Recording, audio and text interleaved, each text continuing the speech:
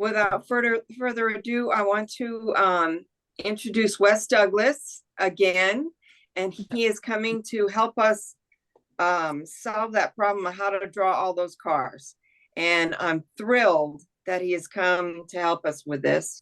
And Wes, would you take it away and tell us more about what you're going to do? Absolutely. Once Thank again, you. thank you very much for having me here. Once again, I feel like with two, I'm working towards the 5-time club, like on Saturday Night Live or something like that. So that's kind of cool. Um, so this is something that inspired me because of when I teach classes. Every time we go to sketch cars, I get deer in the headlight look. I get usually groans of disappointment, and I get, do we have to sketch cars? You know, it turns out that it's such an intimidating thing, and I love cars. I just think they're the coolest thing, and they are part of what we what architects would call entourage. Entourage are they're the everyday things in our lives. The garbage cans, the mailboxes, the trees, the planters, the indoor couches and chairs and things like that. All those things that we never really take for granted, but at the same time, we kind of forget about them when we're doing an urban sketch because we're all worried about what does the building look like? What does the landscape look like? What do the people in the scene look like? You know? And so I'm hoping that with today, I'm able to demystify or decode how to draw cars because because I have quite a range of students in my classes.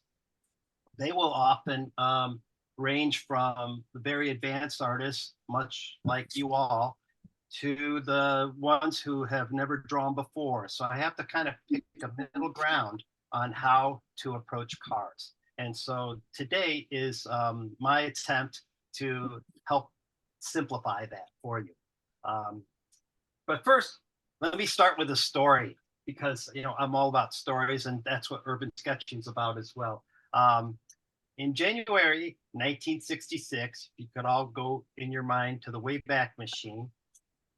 A TV show had debuted called Batman.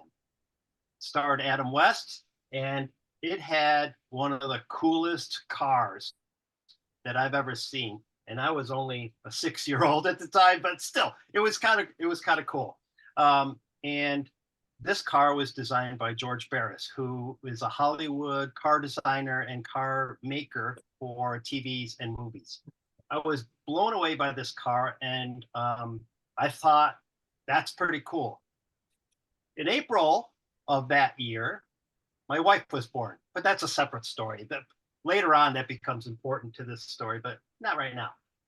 So later in 1966, my family moved from New Jersey to Chicago, a suburb of Chicago. And because my parents had to go find a house, we were put up in a hotel. And the hotel happened to be right outside of a shopping mall. So every day we got to go to the shopping mall. And as kids, that's like a playground for us, right? And so what we did is one time the parents, seeing that we're kind of getting stir crazy from being stuck in a hotel room and going to the pool every day, they went and bought us, they bought my brother and myself these big plastic molded models of Batmobile. We were in heaven. My two oldest sisters were, however, not very happy with my parents. They thought that this was a clear sign of this. I'm searching for the word, but they were not very happy with the parents that they were giving us priority, and they didn't get anything nearly as wonderful or as big. But I thought that may have been the beginning of my love for cars, is big plastic Batmobiles. So, anyways, over the years, I've become very interested in all kinds of cars and mostly inspired by TV shows.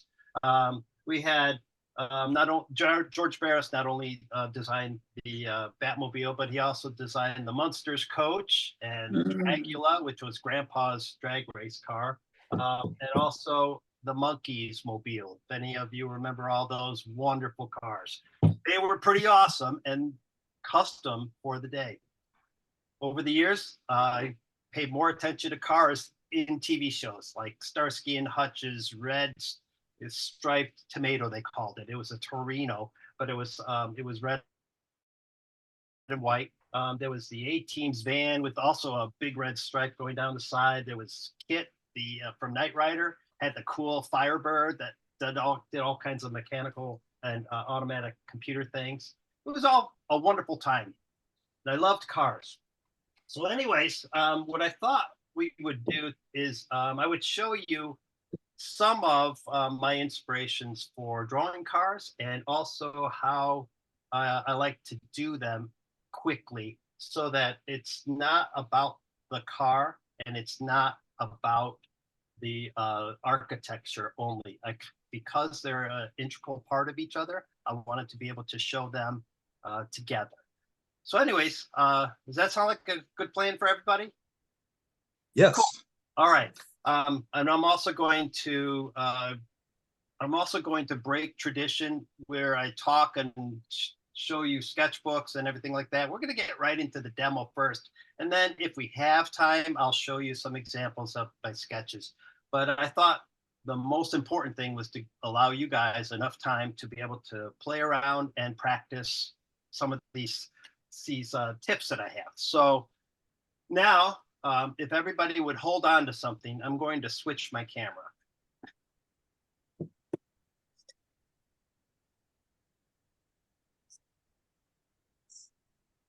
Oh, hey, slow down there, Wes. Okay. How's that for everybody? Can you see that? Yes. Yep. All right. Probably recognize that as the Batmobile, right? That's exactly what it is. That was one of my inspirations that I was just mentioning before. And another inspiration that I have was also this car, the Speed Racers Mach 5. Hopefully you guys are aware of that cartoon, which inspired a lot of my custom designs. Okay, so in order to understand how a car is shaped, you have to first understand its anatomy. This is a lot like when you're doing life drawing.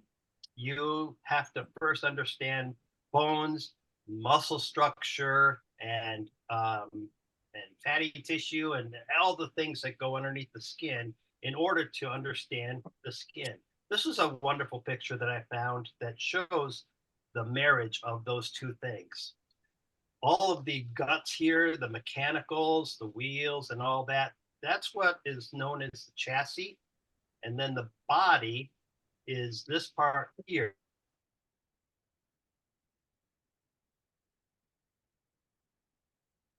Where the designer lives, and this is where the engineers live, down here. So if you break that apart, then we have that. We have chassis and we have body. Now, how do they determine what this looks like based off of this? Well, here's what they do. The first thing they do is they have decided that when they design cars, they always start with the front and the back wheel. This is mostly for passenger car, by the way. And then they use 3-wheel spacing. So there's always this wheel, this size wheel, spaced out 3 times. So when you are going to sketch a car from the side view, draw your pencil in 3 of the same size circles so that you get the right spacing between the front and the back wheel.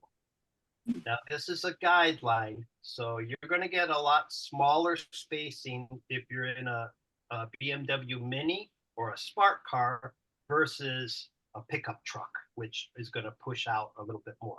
But this is the basis. And they always base the height of the car on wheel size as well. So they go 2.5 wheels for the height. And depending on if it's a minivan or if it's a sports car, you will get a different measurement there as well. So this is flexible and this is flexible. Does everybody understand that so far? Okay. So that's a really quick lesson. I called this first one the 3-wheel spacing. So I have this kind of, I'm from a advertising world in my past. So every time I come up with a strategy or a plan, I always have to come up with a catchy name for it. So the 3 things I'm going to show you, I called the 310. 310. Okay, so here's the 3. This is the 3, always using 3-wheel spacing. Some more diagrams that you can find online that show how a car designer figures out what size and how much spacing they're going to use for a car. And you can use this for just about any car. Here's an example of a photo I took, and I wanted to test out this theory. If I took Photoshop and just worked in the 3 of the same size wheels, how that might look. And you know what? It actually worked out perfectly. Some doesn't work that well, but it worked out perfectly in this instance. And when you take these same wheels and you put them in perspective like this, it still applies. It's just that those circles are now turned on their side and they become ellipses. So you can see same size happening just at an angle. So if you do go to your caffeine and octane event and you're going to sketch any of the hot rods that they have there or the classic cars, and you happen to look at it from the front corner, know that you're going to probably work in these ghost wheels in between the front and the back wheel. That will help your spacing. More diagrams to show you how that will work. All right, so you guys want to play with that idea first? Let's go ahead and let's try it out on our own thing first. Okay. So, like speaking of old-time TV shows that I used to watch, one used in Chicago area was called Ray Rayner and Friends, and Ray Rayner was the kind of person who would always build arts and crafts on his show, but he had such sausage fingers that it was impossible to watch him because he would be getting Elmer's glue all over the place and nothing was sticking together properly, and it was hilarious just to watch him fumble through an art and craft. But then what he would do is, after he failed miserably on camera, then he would grab a finished one done by a true craftsperson, and then he goes, and this is how it's supposed to look. So you don't get that kind of humor in it. Okay, so on a piece of paper, why don't you draw your first circle? It doesn't have to be any particular size, just draw a circle and then put 4 more circles after it.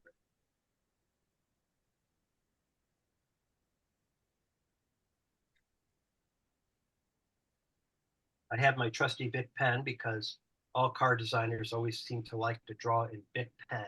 And I think the reason is I've found through doing urban sketching with Bic pen myself is that a Bic pen can act like a pencil if you draw with light pressure, but it can also act like a marker if you really bear down on the ballpoint pen. So it actually has kind of a dual life, Well, that right there helped.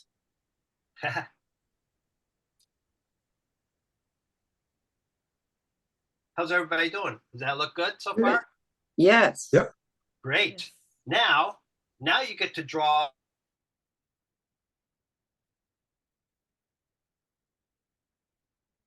stacked on top of the other.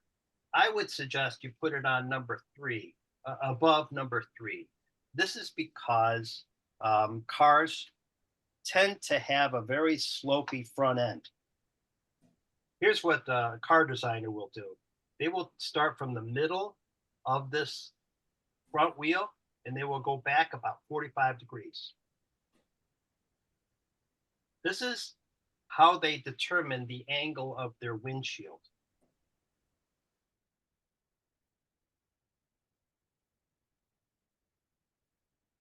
Usually a line here across the bottom, just about a third of the way up from the baseline. I probably even forgot to tell you to put a baseline, but I'm new at this, so I'm trying to figure out how to explain this, to a group. But I draw cars all the time, but now I have to actually discover how to explain the strategy. So we have a baseline here. This is usually the bottom of your car.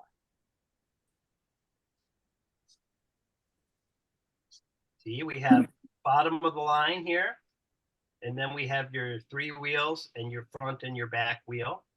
Almost matches up. I have to get a bigger car for this to work. I think this is the other thing I like to do is have actual model cars. Here we go. That works a little better, doesn't it? Close. Yes. So we have our front and back wheel, and in here we have our three wheels, imaginary wheels, and then we have this is the line that's called the sill line, kind of like windowsill. Mm-hmm. It's also the midway point of the car, and this usually happens right about halfway through this second wheel right here. So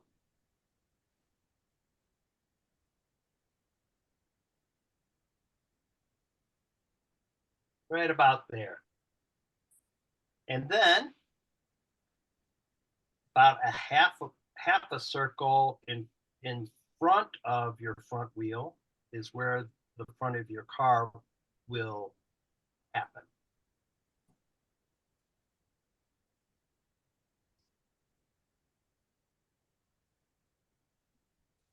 And as long as we have a half a wheel up front here, we need to do something with the other half.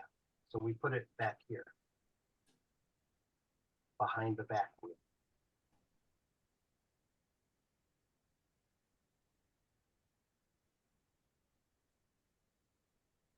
Now we've got our windshield and we've got the height of our car right about where that second wheel is.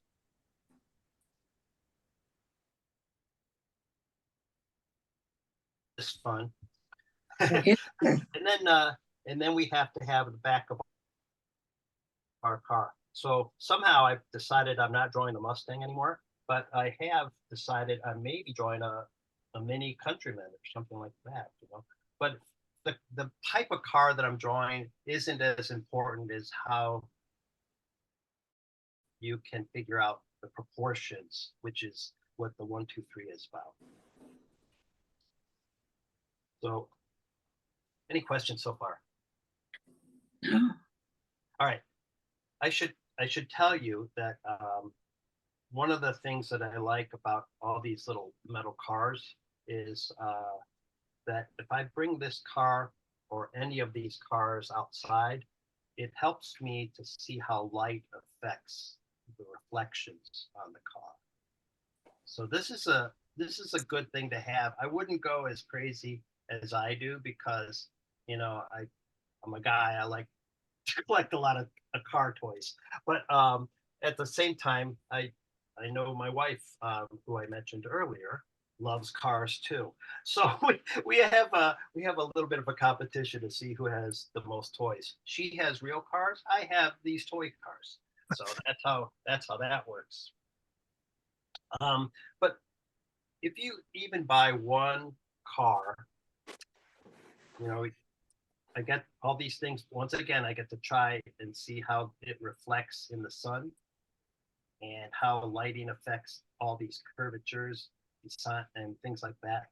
It's handy to have, especially if you on a rainy day you are stuck inside and you still want to practice cars. You can have one of these things, or if you have small child, nephew, niece who has one of those things, borrow it real fast, you know, so you can just practice on your car. So this is how car designers like to design cars. Most of the time, they like to design speedy cars. They like to design the cars that have sloping fastbacks like this. They have the cool low profile wheels, and they have, you know, just a really slopey design. They're always worried about how fast it can get through the air, and really, this shape here is the fastest, you know, nice shape like that. So why don't they design cars that look like a big, like the bean in Chicago? Well, sometimes it doesn't always work, and from an aerodynamic standpoint, especially when you get into higher speeds. So they'll build in other things like a little wing in order to keep it so that it doesn't bounce all over the road from the lack of air downforce. Okay, so anyways, that's one idea. So if you are at a car show or if you're in a parking lot and you see cars and you want to try and sketch them, go ahead and try this out as an idea. All right, now we're going to idea number 2. Everybody ready? Yep. Okay. Some of you have seen me do this on my Instagram page and my Facebook page. I did a quick video where I started with this simple shape, a square divided in half. And what I do with that, this is great, by the way, if you don't care if this is a Toyota or a Chevy or a Maserati or a Hyundai. You just want to put a car inside of your urban sketch. So you start with this shape here.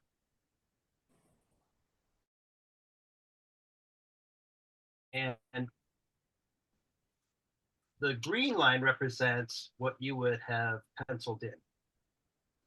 So these are your guidelines. You don't have to pay attention to those other than to at least get started. So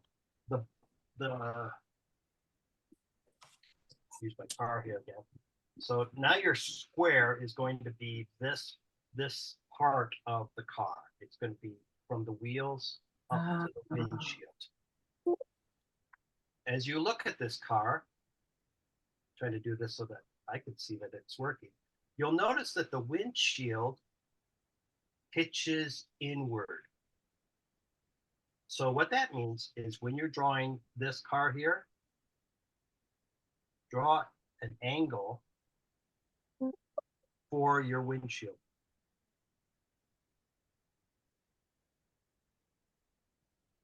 Now that you have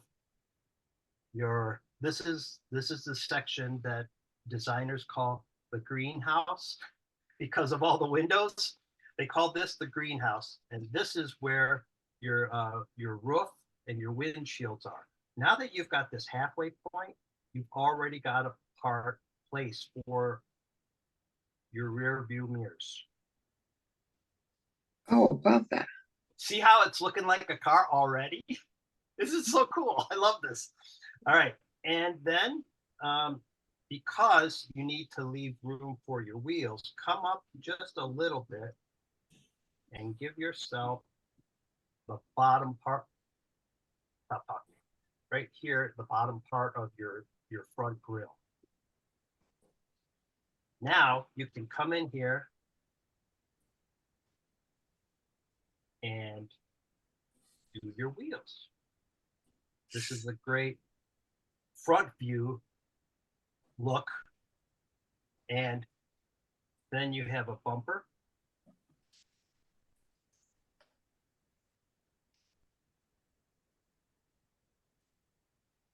And you need a grill because we're looking at the front side of it.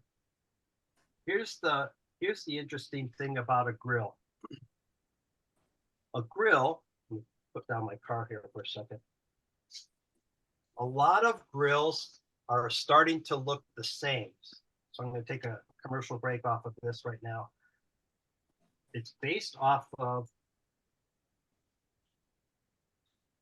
this basic shape.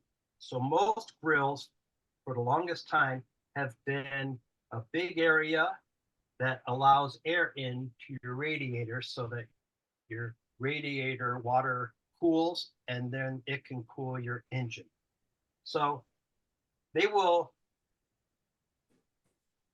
there's my headlight so that you know I'm talking about a grill. Over time, designers have decided that they needed to make their cars have a look, a brand look to them.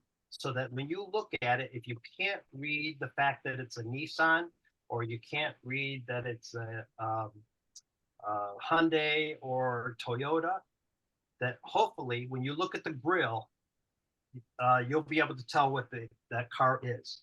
So over time now, the grill has started to angle inward like this. They've also done it where it angles outward like this.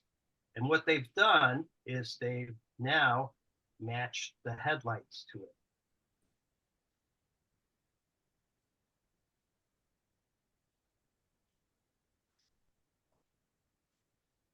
Ah, So all of a sudden I do that and you're like, okay, that's already starting to look like brand X to me, or it looks like my car out in the driveway. This is the same kind of thing that they'll do. They'll usually car will have some kind of a insignia here at the top or right above. And then this grill will have the opposite kind of headlights.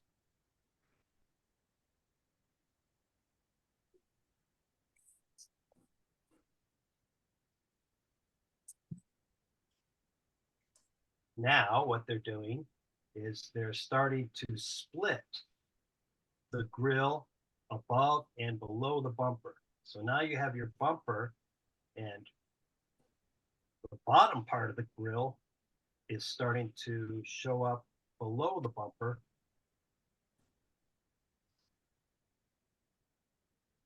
And then you get your turn signals down here.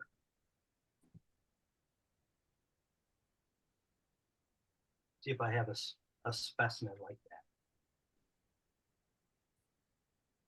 that. Not so much, but you could see a little bit of grill down here, and then you have a grill either in the bumper or right above the bumper. I just so happened to pull out one of the cars that has an iconic grill. This is a BMW. The BMW has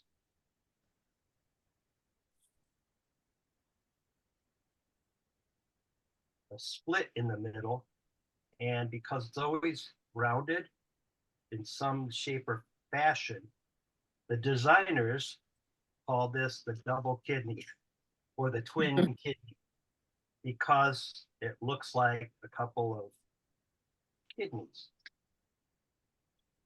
Over time, the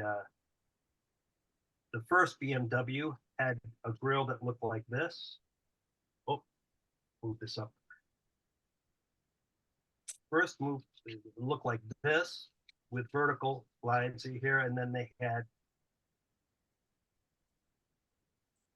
turn signals.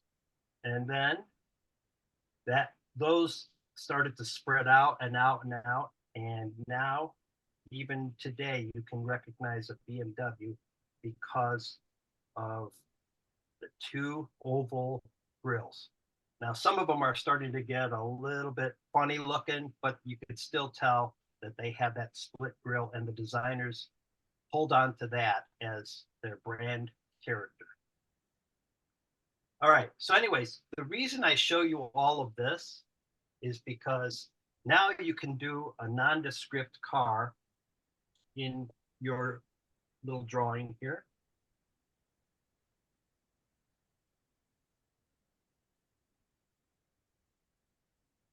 We'll give it a real simple grill. We'll give it turn signals below the bumper or in the bumper.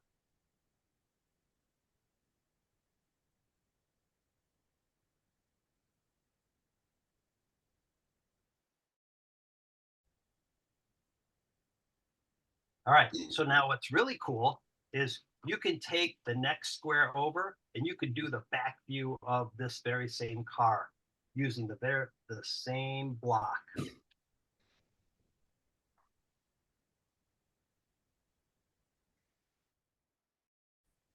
We'll match up where the bottom of the car is from the front drawing that we did. We'll do the bumper, and now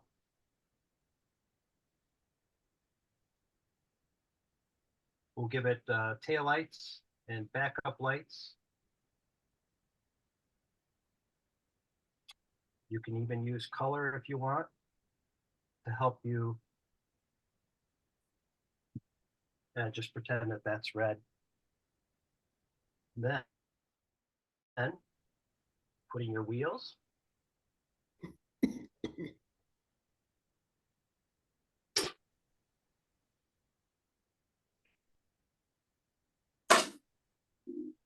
In the greenhouse, we're going to go ahead and angle the sides in like this.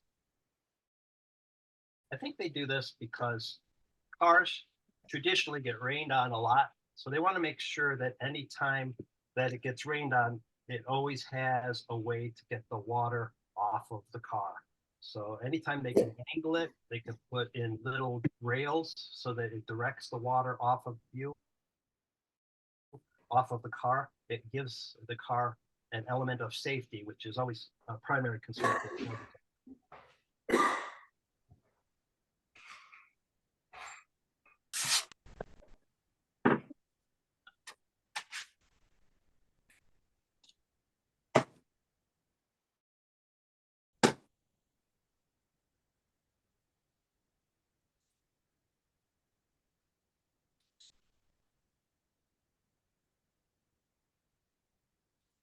So you can now take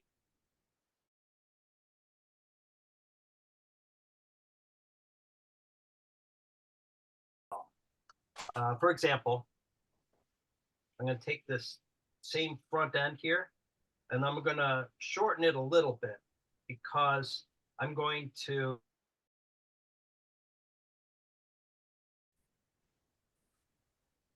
so that I can get 3/4 view of it.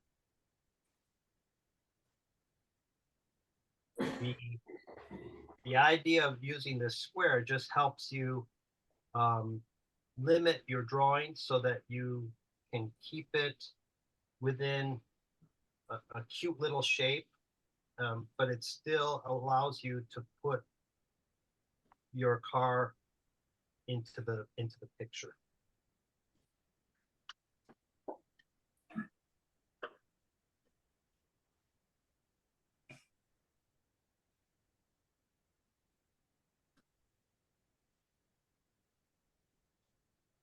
Now, how do you know how far over to start, so that it looks like it's at an angle like that?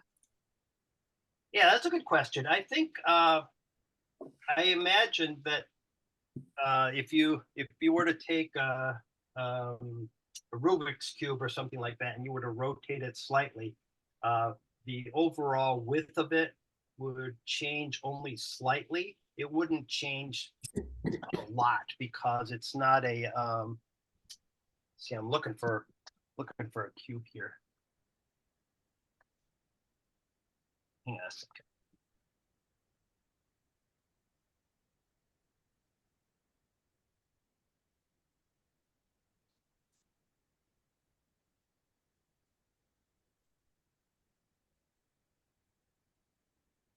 You always ask the good questions, Lisa, which I love. Okay, here's a square or a rectangle anyways. And when I turn it, it gets a little bit wider, but not a ton wider. So I'm imagining I'm only going to turn it slightly like this so that here's my front corner of the car. Just like I have here, I have the front corner right about here.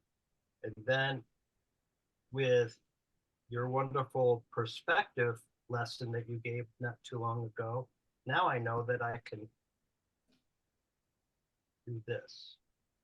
Okay. See, you didn't think I was paying attention to all those tutorials that you guys gave me, did you? But I do. I do. In fact, here's one of the things I wanted to show you. Oh, I love that. So you can do a line of cars just based off of, you start with a square and another square and another square, and each square gets smaller and smaller and smaller. And if it works out that you have a bunch of UPS trucks all parked in a row or FedEx trucks parked in a row, this works out really good because the basic shape of that vehicle is a square or a rectangle. Works really well. It also works well for cars if you just use this block, this kind of thinking as you create it. This is the thing I wanted to show you. Okay, going back to the fact that I listen and I pay attention to all the tutorials that this group wonderfully puts out. I'm so happy to be amongst them. So you all remember this. Yes. Yeah. So when Brian Cordova gave this, everybody focused on this and this and this. But guess what? There's a whole line of cars in here. And I don't remember how many people actually drew the cars, but I think a lot of people drew people in the middle of the street, which I think is great. And I'm not at all discounting the fact that people are a lot easier to draw than cars. But hopefully after today, you'll have a little more courage to be able to draw the cars. So when I did this sketch, I drew the cars. And it was because I drew little squares, or I did lesson number 3 is I drew a bunch of little eggs, and I overlapped the eggs and they got smaller and smaller in order to position the cars into that sketch. Awesome. So you could see the cars themselves are kind of nondescript. You can't really see if that's a Honda or a Toyota or a Chevy. It doesn't matter because the overall sketch is what was important. It was the fact that there were cars parked on the street. And that's what I wanted to convey and give scale to the drawing. So how do you like this method with the squares? Yes. I like it. It makes it easier. That was what I was hoping, because I figured it's really easy to scribble out a bunch of squares and then you just doodle the little cars in place of it. They can be very cartoony, but that's okay because you're just trying to give it scale. These are still very cartoony, but guess what? It now gives scale to that building behind it. And it also, if I did my stick people around it, you know, like somebody's walking by with their dog.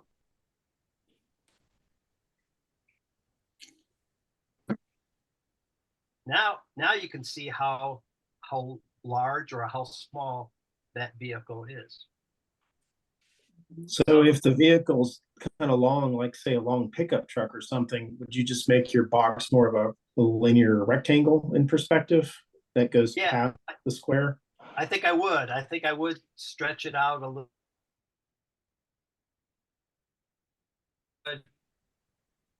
Take this and then really push it out a lot further if you'd like to. And that's certainly permissible, but this is at least a good starting point. And sometimes just by having this little frame helps to give your brain limitations so that you could say, okay, good. I don't want to make the car bigger than the building. So I'll first scribble out this square in order to make sure my vehicle doesn't outgrow the building that's behind it. Perfect. So it becomes a nice little thumbnail type of thing, which is another thing that Brian Cordova was helping us with, is doing the thumbnails before you do the sketch. When you're doing a thumbnail of your urban sketch scene, you can also do these little squares just to rough out where you're going to place your vehicles, especially if it's, if it's not caffeine and octane. One of those kind of events where the car is the hero, you in front of a building or some other urban scene, a park, it's really nice to just say, okay, I'm going to throw in a few cars just to help give it some humanity, because sometimes you can add human character without having to add actual people, because you know that people exist in cars. Any other questions? Okay, so let's go on. So anybody think that they'll probably use this little square idea? I'm gonna use it all the time. Yes. That's Definitely. awesome. Definitely. Yes. I could fill up a whole page with that, and that's why I like it myself. In fact I have filled up a whole page with it before, so it's just a lot of fun to do. And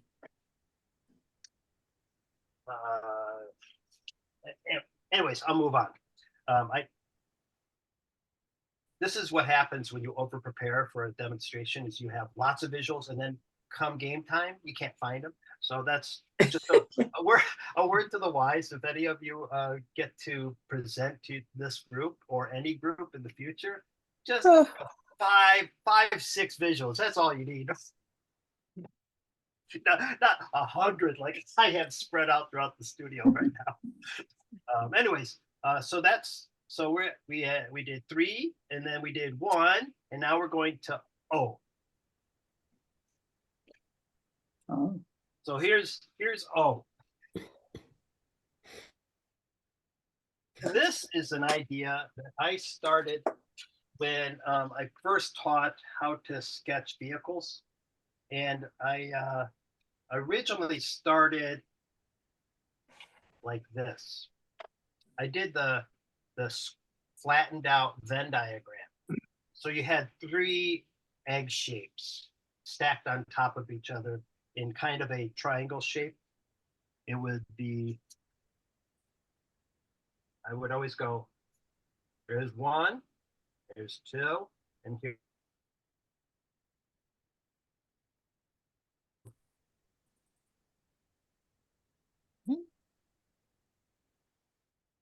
I would be able to sketch out my vehicle based off of these 3 ovals that are basically volume circles, the volume ovals. This is really good if you really don't care what kind of car it is. You just want to put some kind of a car in place. And you can see it's very doodly. Is that a word?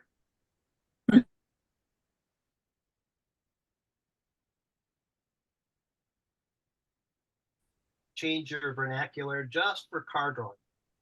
Anyways, this is kind of how that works. So you probably lost that there's still 3 ovals that made up that car, right?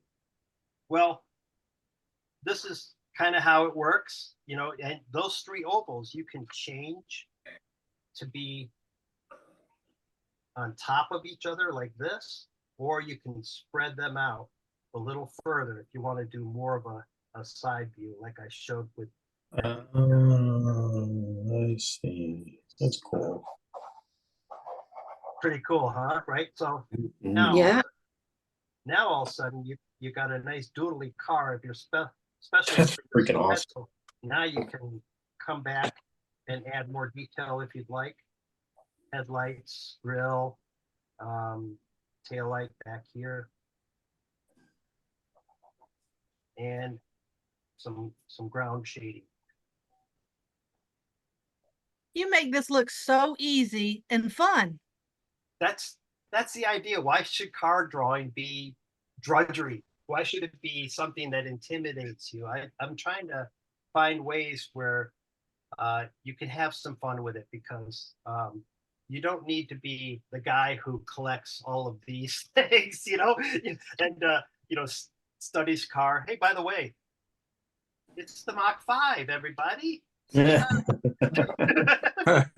Go speed racer. Go. Yeah, I might have too many cars. Actually, this is just a small portion of life, but I grew up on Hot Wheels and Matchboxes and Corgis, and here's another one. Johnny Lightning with my wife's favorite car, the Avanti.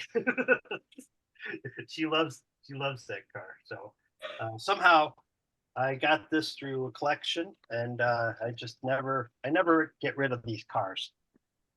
Anyways, so we have 3 circles, or 3 ovals, 3 eggs, if you will. And now we're going to simplify it even more with just 1. So how do we do that? Well, you take your combo, or whatever your weapon of choice is, and do your baseline.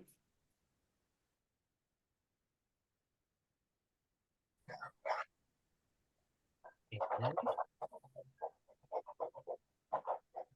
if you feel so inclined, you can come in here and do 1, 2, 3, your pencil lines, and put in your back wheel.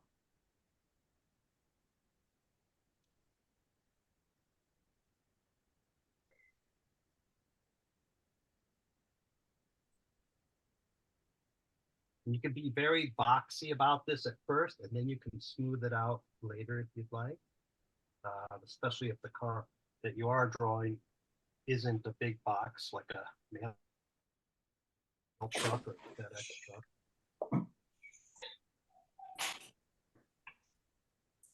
What this oval does is it kind of helps frame it in your mind, in your head. So as you're going towards the edge of this oval, you're going to say, "Oh, I better decide how to end this thing quickly. Otherwise, I'm going to run out of space, or this car is going to get too long, or I have to adjust the size of my oval." I cheated today because I took an ellipse guide and I did a bunch of these all at 35 degrees. 35 degrees if you're all interested, but that's not necessarily the only dimension, the only ellipse degree that you can use. It's really a freehand circle like I did before. Just however you draw it, it is perfectly fine. And then once you, by the way, card designers like to do this. They like to draw like 1,000,000 times over the same line. And I'm not one. I'm not a card designer, but I play one on TV. So I just kind of play around with it.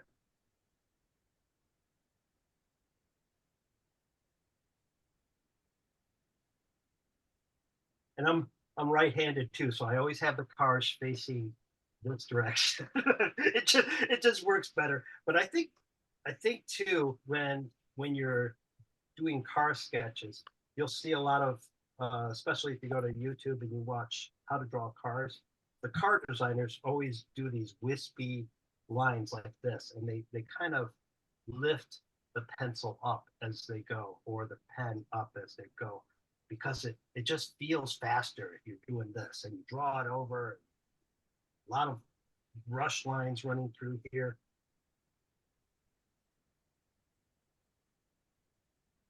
Anyways, that's all based off of that circle right there. I started doing these ovals because I had friends, when I told them you can box out your car and then draw. You heard me say this before when we did the tractor together. I said, draw the box it came in, and they go, but the car doesn't look anything like a box. I mean, look at this thing. It's not a box. How can I draw a box and then think about this shape, which looks like an egg? So then I figured, well, maybe an egg is a little bit easier to grasp, but it still works. And especially if you're drawing something like, I don't know, maybe you have a toothless Bronco or something like that, you can certainly draw this shape based off of it.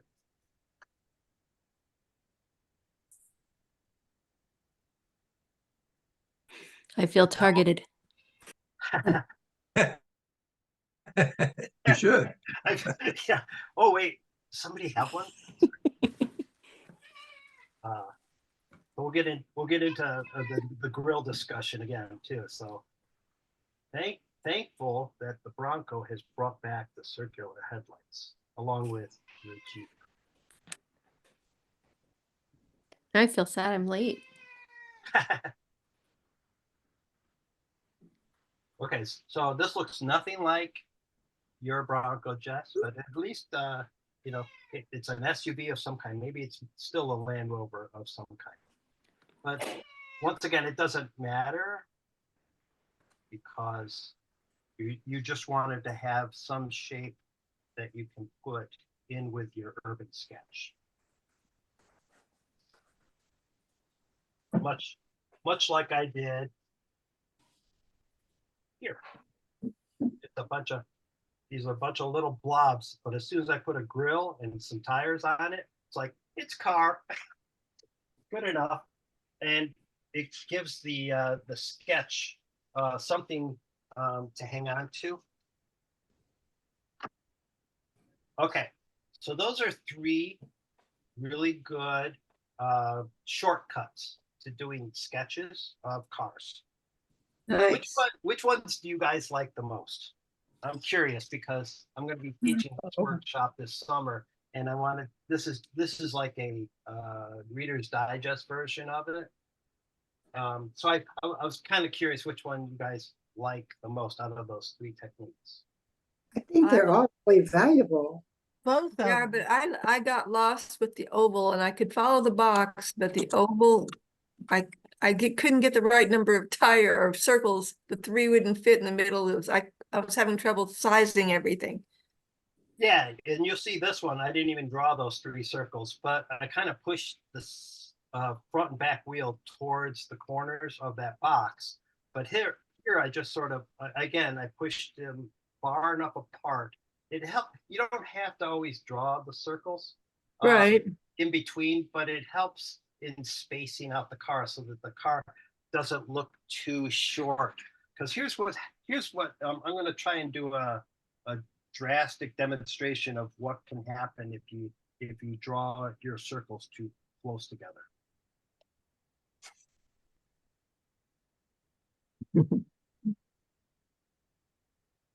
You get a very short little car, which is not a bad thing if you're going for a smart car, but if you're going for a Corvette, you might not have see, I'm so used to seeing those 3 circles, I probably have enough space in it. But I know what I can do. I can show you an example. Hang on just a second. I think you giving us those proportions was really genius. That has helped me tremendously just thinking about the car. Yeah. They're both easy. The square seems easier, but if you want to do a rounded car like you've got here, or, something with a hatchback or some of these little sports cars that have 2 seats, the circle that was great. It shows you where to start curving in the back. Yeah. So I like both.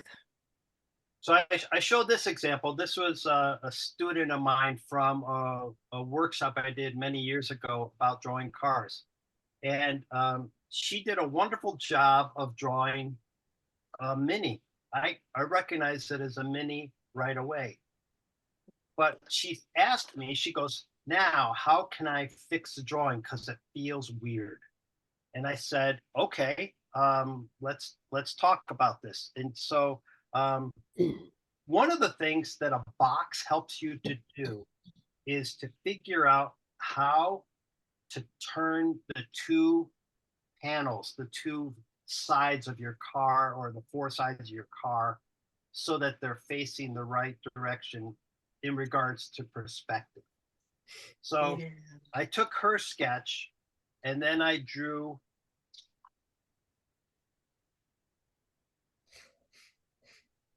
if I can show you this.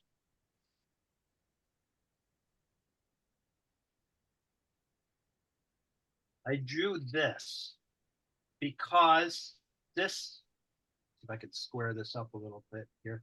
I drew this because when you box out your vehicle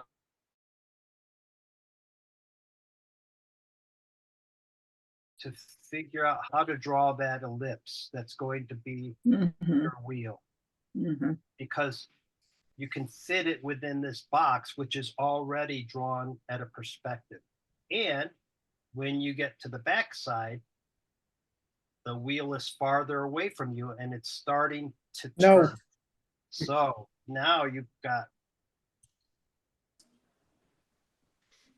this thing happens. So this wheel and this Wait. wheel are not the same. But that's what having the boxes help you to do. You can do this with circles as well, but I found in this particular case when she's trying to go from this to fixing the drawing, this is how I approached it. Can I ask a question? Yeah. I noticed the back wheel is more squashed and oval shaped. What made you decide that? Because my brain would do two same, very circular circles, not oval and circle. Yeah, so this is a principle of perspective. When you are looking at the axle, this axle is going this direction, but when you get back here, it's also going, this one's going at a different angle because it's all heading towards that vanishing point. So Okay. Oh, yeah. you're basically doing this. Gotcha. And that's why this one looks different than this, because it's turning on you. It's Because I yeah. could draw a car and love it, and the wheels are always off. They're always off.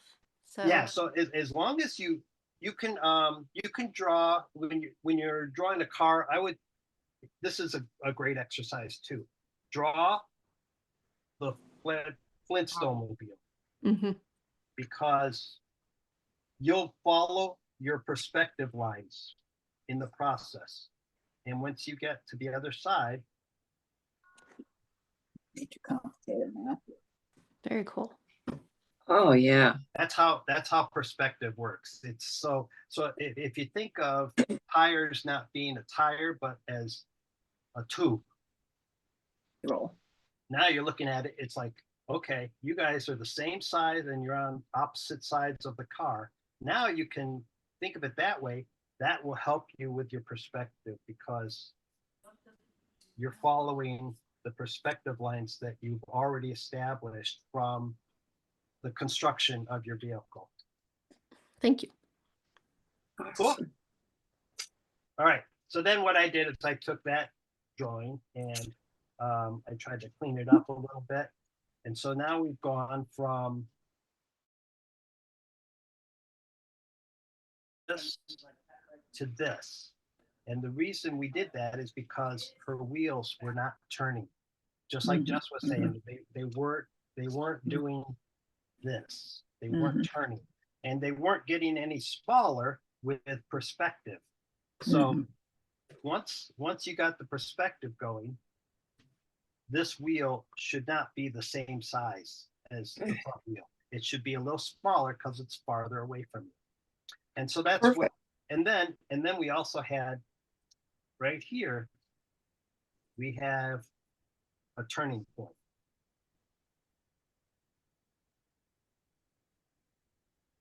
This is a photocopy, so don't freak out that I'm drawing on this poor person's sketch. I took a photo of it so that I could do this. And so that's what led to this. Now I've got an imaginary box that goes all the way through here. I've got perspective, yes, the dreaded perspective. That's what I love about it. I love perspective. It's That's because awesome. you're good at it. Well, you're only good at it because you do it. You know what I mean? I do it a lot. I like it. It's an unfortunate thing about urban sketching is as much as people don't want to hear about it, it's everywhere. You cannot escape it in urban sketching. So it's kind of like, well, you kind of better learn it because it's going, if your drawings are starting to look funny and you're not sure why, going through perspective principles is what helps you to figure out where it went wrong. I mean, it's really kind of cool. All right. Let's see. We have enough time to get going on our sketch. I mean, once again, I spoke too long, but I was hopefully you were participating in this the whole time. But let's go on to our big sketch, or at least we can get started on it, you know? And hopefully I've shown you a few things that you can do that you'll like for future sketching. It's good. It's really good.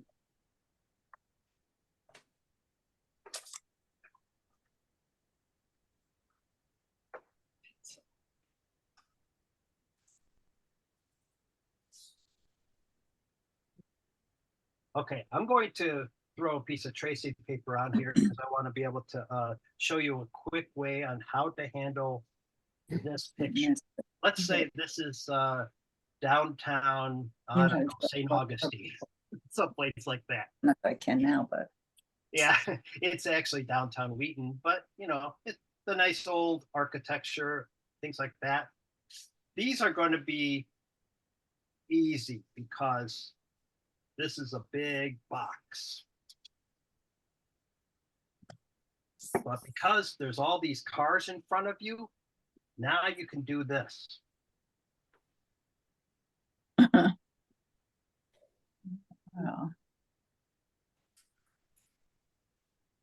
Now you've got some volume circles or volume eggs to help you define where your cars are going to go.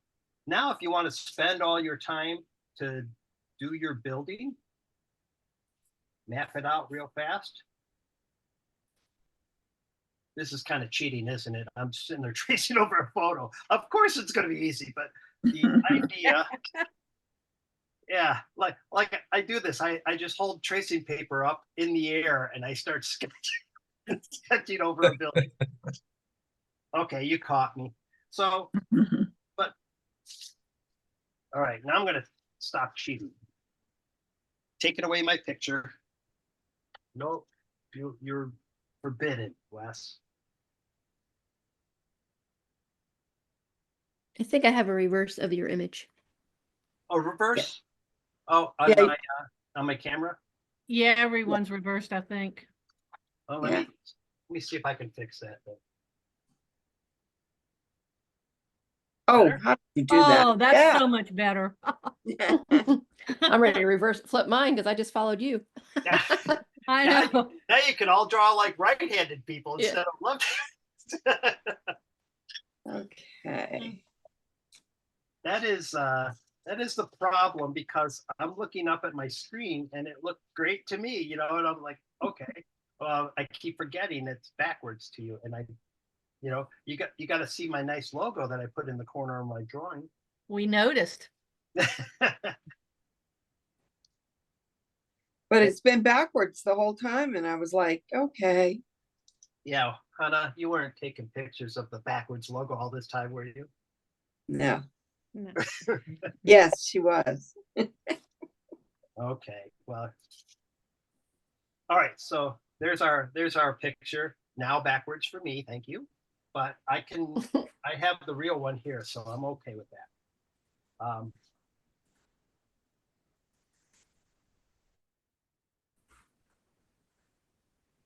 going to draw that silver station wagon.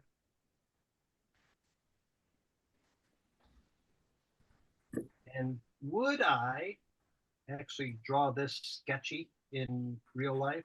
Of course I would. But I probably would go and sketch this in a different color so that I could sketch over it in black and clean up the details.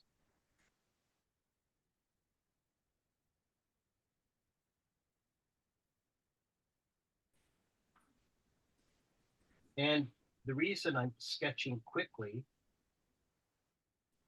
besides the fact that we only have 10 minutes or something like that left, is because in real life, cars move. People come out of the shop and then all of a sudden they get in the car right when you're busy trying to draw the contour of the thing. So you gotta work fast. I had a sketch that I was doing of a nice classic, I think it was a 53 Triumph. And I was sketching it. It was a beautiful day in Evanston, Illinois. And we were right across the street from a restaurant. And before I could finish the drawing, two ladies come out of the restaurant and they get in this little car, and it's a cute little convertible. And it was so well preserved. And they were getting ready to move, and I was like, I'm not done. So all I could think of at the time to say was, thank you. And they looked up at me and they saw a bunch of us all sitting in the grass under the shade, all sketching the car. And they said, thank you for what? And I said, I thank you for letting us draw your car. And she goes, you drew my car? Can I see? I said, sure. So we all showed our sketchbooks and we all draw this cute little convertible Triumph. And then she told us the story of how she just brought this car home. It was her father's car and he had just passed away. And so she brought it home from Wisconsin, and this was its first time out with her. And so she was able to at least get it to go. And she already knew how to start it too. I mean, this car, old, runs on leaded fuel. And when they came out of the restaurant, they tried to start it up and it wouldn't start. So the first thing the passenger does, jumps right out, pops open the hood, takes off the air cleaner on the carburetor, and just starts spraying it with starting ether. And the other one's like, all right, try it now. It was so awesome to see. I remember that. They just jumped into action. It was so great. I remember that. Yeah. Push on the little flap on the carburetor and see, try now. You always have this guy would walk by, this old guy says, you ladies need help, in his nice chauvinistic way. And they're like, oh no, we got this. And he goes, are you sure? He wasn't sure that they knew what they were doing, but they did. And it was awesome. They kind of showed him. That's so cool. Reminds me of my job. Are you a mechanic, Jess? No, but I know a lot about cars, and they call and they're like, hey, can I talk to a service guy? And I'm like, you got a service girl. What can I do for you? Happens a lot. And they're like, oh, are you in service? Just keep going. Yeah. Let's see how awkward we can make this. Yeah. What's your actual question? Yes. Right. Assuming I'm the only one here, what do you want to know? Stop. I'm sorry. My cat is very needy right now. I knew it was your cat. I knew it. She just keeps looking at me and meowing like, what do you want?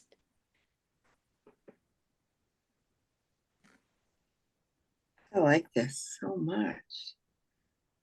I'm gonna make a bunch of boxes and practice. It's it. This is phone call worthy. You know, while you're sitting there falling asleep on a phone call that you have to do, but you don't want to. Then you go and then you go and like pull out a piece of paper, your sketchbook, and just start scribbling out these little shapes. And then suddenly you have a page full of cars, and then you have next page full of cars, and then the next page, and it's like 1 week, 100 cars challenge, you know, all over. Oh, I know. We need to do that, right?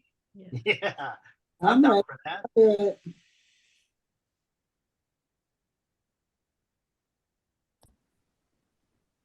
One of my students, her husband runs a custom car shop, and I want to get my class in there so that we can all sketch, you know, garages and cars that are up on the lifts and things like that. She hasn't come through, but I definitely hope that somewhere I'm going to find somebody who will let us in to sketch. I'll show you the closest I've come to being in the garage, because most mechanics for insurance reasons will not allow you in. But this is the closest I've come. And it's this when my car was getting oil change. Wow. That's I was at a Jiffy Lube, and they had the garage doors open. So I got to watch my Saab. It's a sob, right? Yeah. Yeah. I don't have it anymore, unfortunately, but I love that car, a little convertible Aero 93 or something like that. And it was one of those where the garage door was open and I didn't feel like waiting in their crummy waiting room. So I stood outside on the curb, or sat outside on the curb, and I drew my car. And by the time they were done, they noticed I was doing something. So all the mechanics came over to check out what I was drawing. And this is what I showed them. You know, this actually a copy of what I did, because the original drawing that I did was all in brown Sharpie. But it was a lot of fun. You know, when you get the basic part of the drawing done, then all of a sudden you start working on, okay, what else is here? And that's where your urban sketch starts to tell a story. It's all these other things. Even though I don't show any people in here, there's probably one under here, underneath in the down low, but it still tells a story, and it shows that somebody was there because the car's being worked on. So that's one of the fun things you can do with sketching cars when you're not doing a challenge like I just gave you.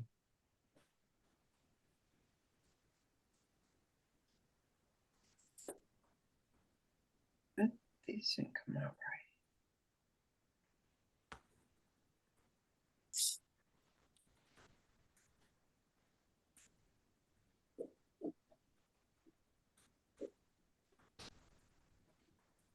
I think I need more cars to get it right.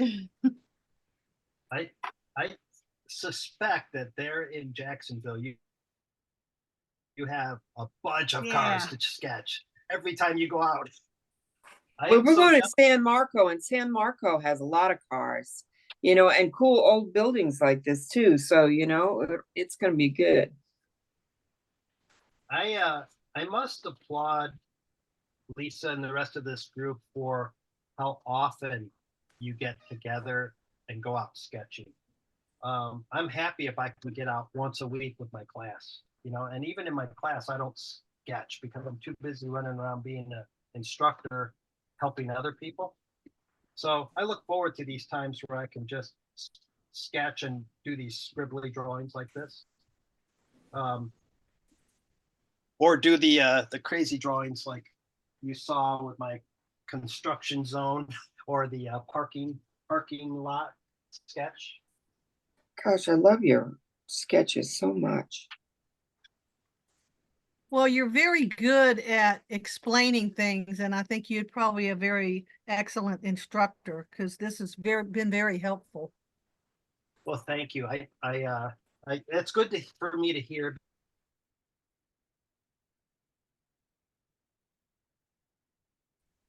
Every demonstration, And so I don't, you know, you see here tonight, I didn't give you guys enough time to do your drawings, but I'm hoping that because we were drawing all the way through, that it wasn't like you had to wait until the last 20 minutes and then run.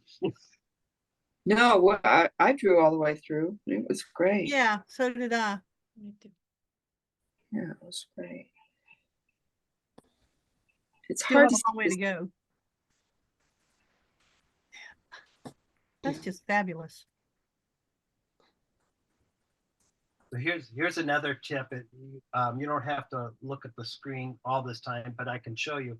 Here's another tip that I like to do whenever I don't want to sketch complete cars. I draw a bunch of partial cars, much like the drawing or the photo that I picked out as a reference. You don't have to draw the full car, and you don't have to worry about three-wheel spacing or drawing a box or anything like that. You draw just the front parts or the back parts of a bunch of cars looking down the row, and it's that's a fun way to get a lot of cars in, a lot of parts of cars, and even if you're not accurate, it still looks good just by having partial cars. So this was a bunch of mail trucks all stacked up, getting ready to go out for a day, and then this is my parking lot sketch that I did last weekend. Some of these just didn't come out good.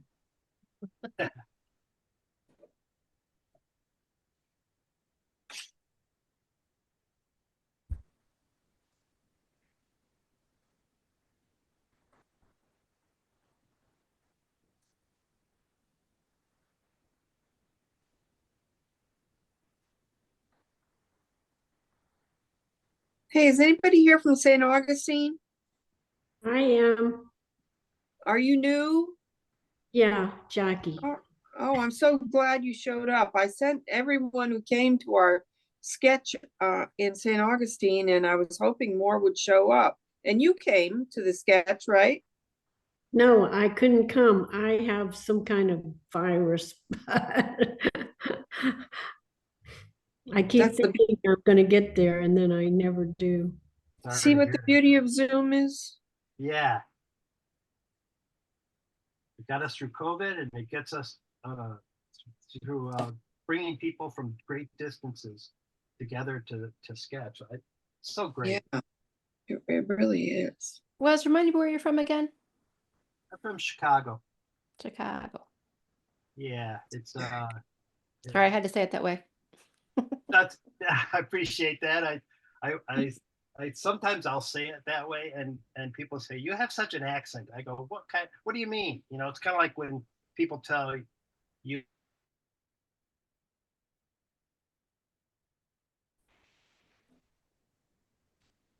I think it's all good.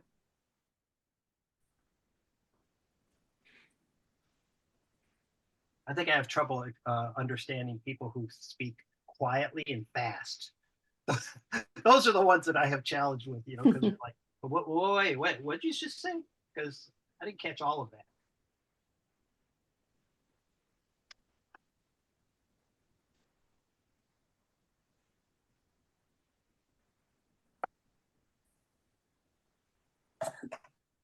Okay. Wes, I have to thank you so much for these Copic markers. They have been the best thing. Well, you're the one who told me which ones to get, and they just have been the best thing. I love them. I am so glad to hear that, because I use Copic Prismacolor. I mean, I grew up on Prismacolor in my advertising work. And now what I do is I carry a pencil roll of Tombow markers. So I have a whole bunch of these Tombow markers. You can see this one here is the black. You can see how loved they are because I wore off the name. The only thing with the Tombows, you know, is they don't have the wonderful graduated color like the Copics. Yeah.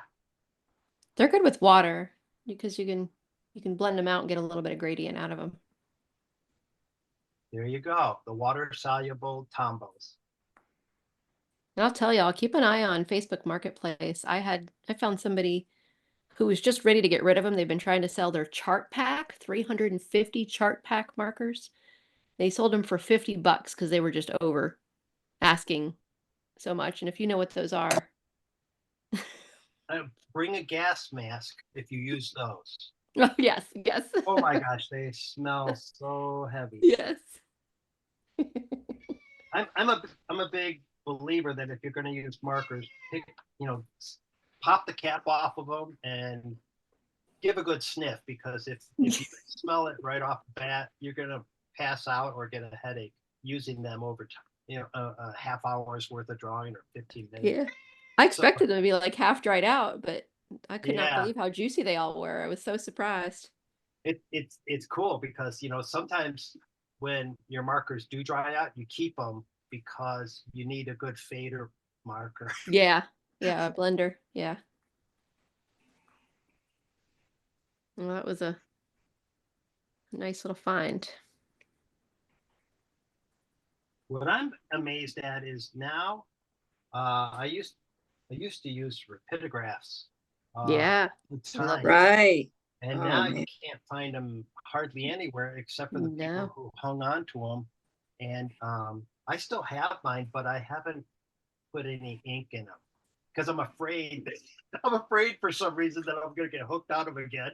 And then Remember how you always used to have to pull them apart and get that Yes. little Clean 'em. part would be bend on you and you'd have to really clean them. Oh man, I loved them though. They were great. Bought a whole set of rapidographs and a humidifier pack, the round pack, for $5 at a flea market. Oh my gosh. This guy did not know what he had. He had every size. He had ink in there. He had everything that was needed, including the cleaner. And I just carefully took it over to him and said, "How much do you want for this?" He said, $5. I'm like, okay. And then I looked on eBay and they were like $200 for what I bought. Yeah, the people who have them hold on to them usually. So I used They're them when I mine. was at the garden. I still have mine from 50 years ago, Yeah. I don't know Why what happened to mine. I still have mine too.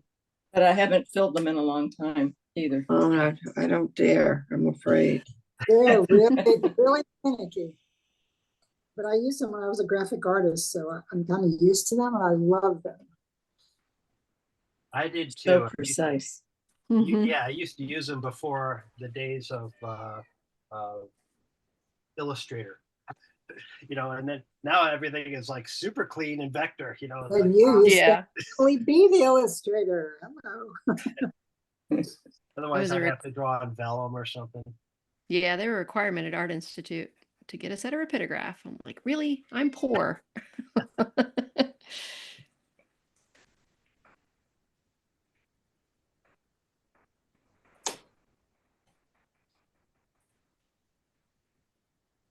Okay, what time is it? I think we're right at 8 now. I was just about to ask if everybody's tired of this exercise and would like. Yeah, to well, do- let's see what everybody did. Yeah, I'm excited. Yeah, Let's take a look. I am too. I didn't get enough done as usual, but it was fun.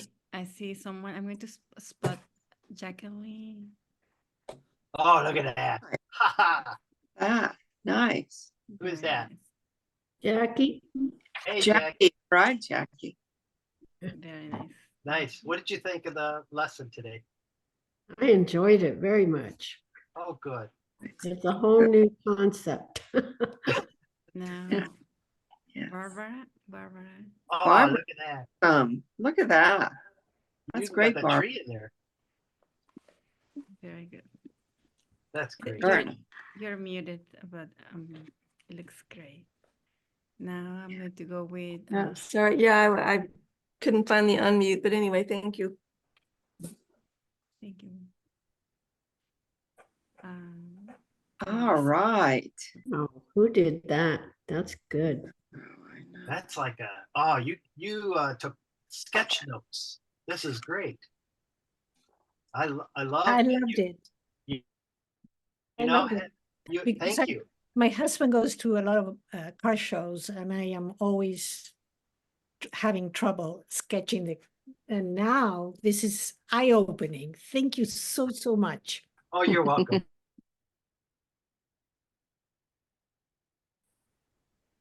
With okay, let's go with Teresa. Joanna, Not Teresa, please. Teresa. Teresa. All right. Oh, look at that. That's great. Those are Yeah, great Tom, and everything. I was like, let me try to, like, I was using my markers today because I have my Copic markers, and I was like, let me go ahead and use these again instead of painting and see what they look like. So I tried to do my Mini Cooper, but I was like, it's too much for me to try to do my Mini Cooper that way. When the drawing that I have of it, I think I'm stuck on that drawing, so I couldn't get it right. Do you have it right there? Well, this drawing, I did it on Procreate, so it's not even like paper wise. Well, I have a business card of it somewhere, wherever my business card's at, which I'll find them shortly. But I have business cards of the image that I did for my minis and my mini thing that I run with my Mini Cooper. So yeah, I can get my business card and I'll come back. I thought you were holding up the actual car that you sketched from. Yeah, I did. Yeah. Oh, well, that plus I thought you had like a 3-dimensional. Oh, I did. Yeah. So yeah, see, there it is. Yeah, my mom That's got cute. me this. So I have this one, and then I also have this one that I painted, this one matches my car completely. But this one my mom got me because she's like, oh, they have the car. She works at AutoZone, so she bought it for me. Oh, nice. Nice. Yeah. Very nice. That's awesome. Yes. Now, let's. Who else is ready? Jess.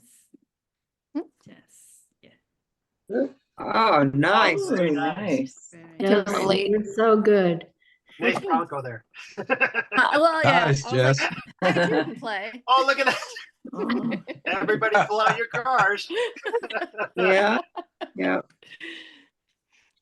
Very That's good. Yes. Even though great. I'm late, I learned a lot from you. I'm sorry that I missed the first half. Well, you'll probably see it on the replay. Yes. Wait for definitely. video, as they always say. Okay. John. All right. still got some more to do, but I want to Very thank nice. Wes for demystifying car drawing for me. Yay. Yeah. You're welcome. Very good. Thank you. Who else is I here? have to go because of a doctor's call I've got to take. Wes, this was awesome. I learned so much. Thank you so very much for this. But I'm sorry I have to go. I have to take this. Okay. It's my doctor. You're welcome. Thank you for coming. I hope you learned a lot. Bye, Phyllis. Bye, Phyllis. Hi, Phyllis. I'll go with Chris Allen. Okay. All right. Look Look how at that. big. Very nice. You got it all in Great. there. I see the Yeah. ads. The Right.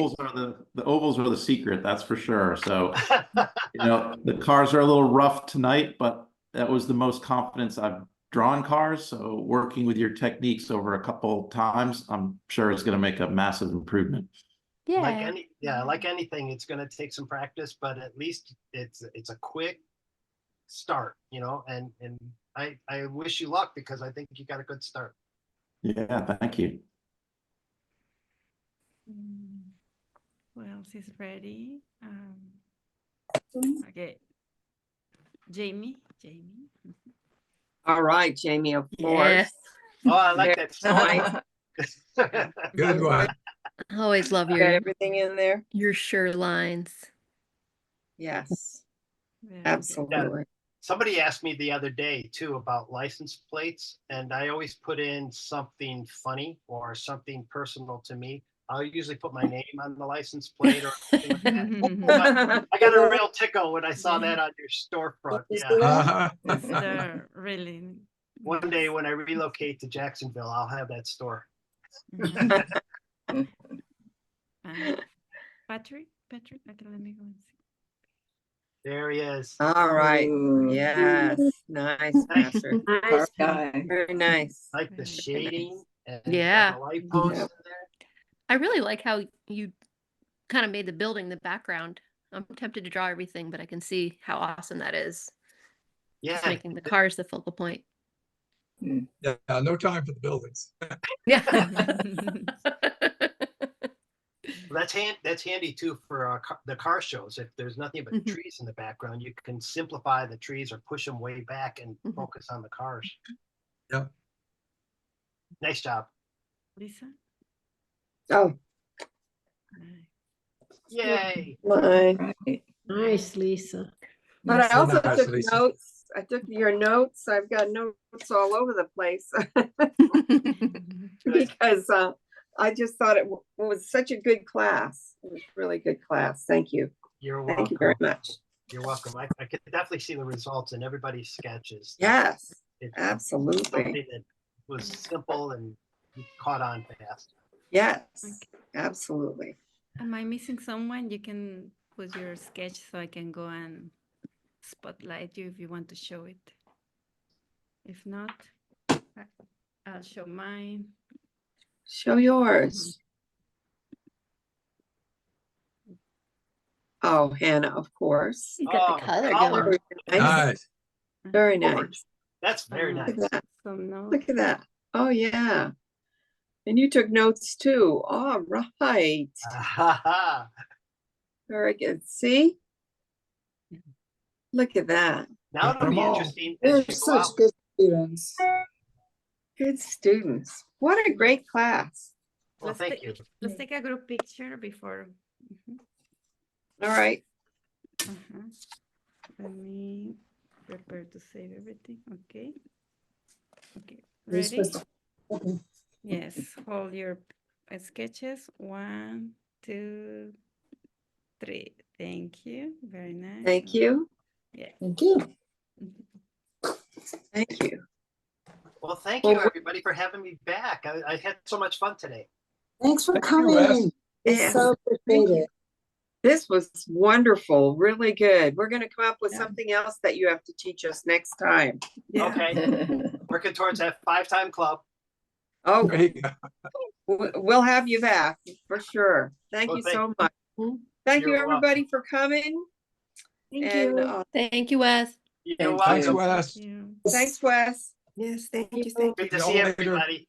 Bye. Good Bye. night. Good night. Bye. Good night. Right. Bye.